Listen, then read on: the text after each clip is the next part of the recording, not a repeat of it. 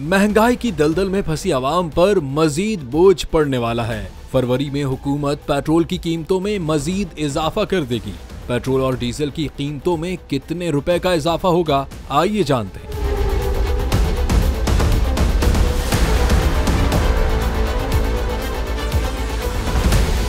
मुल्क में पेट्रोलियम मसनूआत की कीमतों में एक मरतबा फिर इजाफे का इम्कान है। इजाफा 6 रुपए फी लीटर तक हो सकता है। जराये के मुताबिक पेट्रोल 1 रुपए 24 पैसे और डीजल 4 रुपए 49 पैसे तक महंगा होने का इम्कान है। लाइट डीजल ऑयल 5 रुपए 93 पैसे, मिट्टी का तेल 5 रुपए तक महंगा होने का इम्कान है। वाज़ेह है कि ओगरा आलमी मार्केट के तनासुब से कीमतों का तयन 31 जनवरी को करेगा। वज़ीर आज़म शहबाज शरीफ कीमतों से मुताल्लिक हतमी मंजूरी देंगे। वज़ारत खजाना पेट्रोलियम मसनूआत की कीमतों का नोटिफिकेशन जारी करेगी। नई कीमतों का इतलाक 1 फरवरी से 15 फरवरी तक नाफिजुल अमल होगा।